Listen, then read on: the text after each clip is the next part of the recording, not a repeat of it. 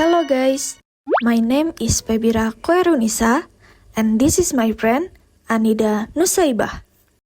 We are from class 444B24 and in this video we are going to perform a podcast conversation. The first time is showing your opinion about smoking on campus. Enjoy the video. Hello everyone and welcome back to my podcast. I'm your host Pia. Today we are diving into a highly debated topic across university arts. Should smoking be allowed on campus? Joining us to share her insight is Anida from Universitas Bina Sarana Informatika. Welcome back Anida. Hi Bia, it is wonderful to be back on the show.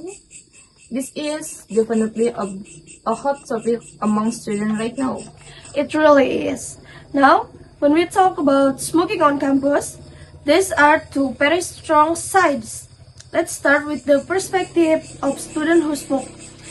What are the logical arguments for why smoking should be allowed in campus area? Well, Bia, the main argument from this side is usually about personal freedom and stress relief. University life can be highly stressful, especially during midterms or final project. Some students and even staff use smoking as a quick coping mechanism to relax between heavy classes. That's true. College can get super intense. But what about the campus rule themselves? How do they advocate for it logically? Instead of a total ban, they argue for designated smoking zone. The logic here is that if a campus completely bans smoking, students will just sneak around to smoke in hidden corners or right outside the campus gates. By providing specific outdoor zone away from main building, the campus can respect everyone's personal choice while keeping the smoke controlled in one area. I see. So, designated areas could act as a middle ground. But now let's look at the flip side, which is also is very popular opinion. Why do so many people argue that smoking should not be allowed on campus? The counter-arguments are heavily based on public health and comfort. The biggest issue is second-hand smoke. Non-smoking students often have to walk through open corridor, park, or entryway where people smoke. Even it is outdoor, second-hand smoke contains harmful toxins that non-smokers are required to breathe in, will violate their right to a clean and healthy environment. That's a massive point. Nobody wants to breathe in smoke on their way to a morning lecture. What else makes a total ban logical? It is also about fresh safety and cleanliness. Cigarette butts are often thrown on the ground, which make the campus look dirty and create litter for the cleaning staff. Even worse, criminal disposal of cigarette butts can cause actual fire hazard on campus ground, especially near dry grass or dry swings. Let's talk about the overall academic environment. As a student at Bina Sarana Informatika, how do you think smoking impacts the student body and the learning atmosphere as a whole? At UPSI, we value a clean, professional, and test-forward campus environment. Smoking can negatively impact this in a couple of ways. First, it affects concentration while smoking relieves stress, since actually show that nicotine crashes can make students more anxious and distracted during long tours. Interesting. So it might actually hurt their academic focus in the long run. Exactly. Second, a university is an institution of higher learning and professional growth. The campus environment should reflect healthy, positive habits. If a campus is filled with smoke and litter, it creates a less professional image for future students and company will come to campus for job fight. A smoke-free environment promotes better health, cleaner air, and a more productive atmosphere for everyone to study. You've laid out both sides beautifully, Anida. It really comes down to a balance between individual freedom and collective well-being. Before we wrap up, what is your final thought on how universities should handle this? I think communication is key. Whether a university calls it this designated zone or a 100% smoke-free campus policy, the goal should always be to protect student health while providing support for those trying to quit. A great academic environment is one where every student feels safe, healthy, and respect. Well said, Anida. Finding that balance is exactly how we build a better campus community. Thank you so much for joining us and breaking down this tough topic so clearly. Thank you, Bia. It is very great discussing this with you. And to our listeners, what do you think? Should your campus be completely smoke-free or have designated areas? Let us know. Thank you for listening, and we will see you in the next episode. Bye-bye. And the second theme is showing your opinion about why university students should learn English. Hello, everyone. Welcome back to our podcast. I'm your host, Anida. Today, we are discussing a very important topic for all university students. Why should we learn English? To help us break this down, we have a special guest with us today. Please welcome Bia from Universitas Bina Sarana Informatika. Hi Anida, Hi Bia, how are you? I'm doing great. Thank you for having me today. Hello to all the listeners out there. It's great to have you, Bia. So let's jump right into it.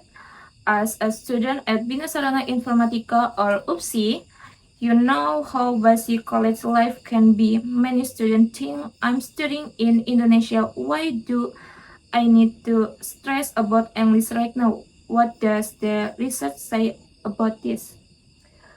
That is a very common question, Anida. But the truth is, English is the language of modern science and higher education. If we look at the data from academic books like Global Academic Publishing by Mary Jane Corey, the absolute majority of high-quality research papers are written in English. Even international journals prefer English over any other language. Oh, I see. So if we only read textbook in our native language, we might miss out on the latest update. Exactly. At UPSI, our campus model focuses on cyber campus and modern technology. To be a top student in fields like information technology or business at UPSI, you need to read the latest journal. If you have to wait for someone to translate a research article, you will always be left behind. English allows university students to access knowledge directly from global database. That makes total sense for campus life. Speaking of UPSI, I know your campus really push students to be proficient in English. Can you tell us a bit more about why your campus believes this is so vital? Yes, absolutely. Universitas Bina Sarana Informatika really emphasizes English because our campus aims to produce graduates who can completely global compete global. Not just locally.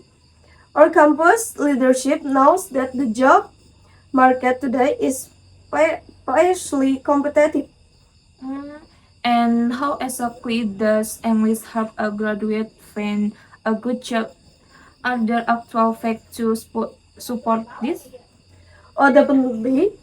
There is a famous study published in the journal Economic Studies. The research found that workers with high English proficiency receive a wage premium. This means they earn 15% to 30% higher starting salaries compared to those who don't speak English well. Wow, 15 to 30% more. That is a high difference for a fresh graduate. It really is. Another great book by Harvard Business School professor Cedal Newley, called The Language of Global Success, explained that modern companies now use an English only rule for international business. So, whether you graduate from UBSI with a degree in IT, communication, or management, if you want to work for a multinational company or a top startup, English is your ticket in. Without it, your resume might be get filtered out immediately. That is a great point, Dia. Let's move on to technology and global communication. UPSI is well known as a tech-focused campus. How does English connect to the digital world? This is my favorite part. According to reliable data from W3Techs, which tracks internet technologies, more than 50% of the top 10 million websites in the world use English. Other languages like Spanish or Russian only make up about 5% each. Wow, more than half of the internet is in English. That's incredible. Yes, and if we look at the research from International Journal of Computer Application, almost all coding application, AI tools, and software manuals are written in English. For, at, for us at Bina Sarana Informatika, where technology is a huge part of our identity, English is like the operating system of the world. If you want to master AI, coding, or digital marketing, you simply have to know English. So it's not about just passing an exam. It's about navigating the modern digital world. Presley is a communication tool. It allows a student from UPSI in Indonesia to collaborate with software engineer from Tech Hub in Silicon Valley, Japan, or Europa. It connects us to the global community.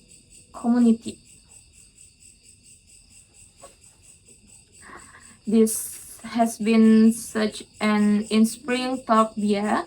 Thankful when you're having fun. Before we close the show, what is your final message to all the university students listening right now?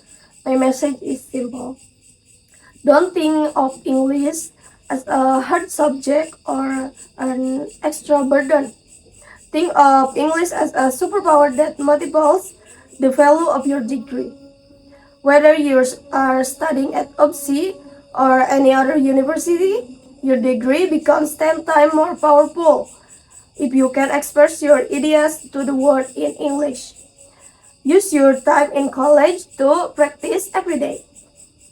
A superpower that multiplies your degree. I love that, Bia. Thank you so much for sharing your insight and all that credible academic fact with us today. It was wonderful having you. Thank you so much for having me too, Anida. It was a pleasure. And to all our listeners, thank you for tuning in. Don't be afraid to practice your English today. See you in the next episode of our podcast. Bye bye.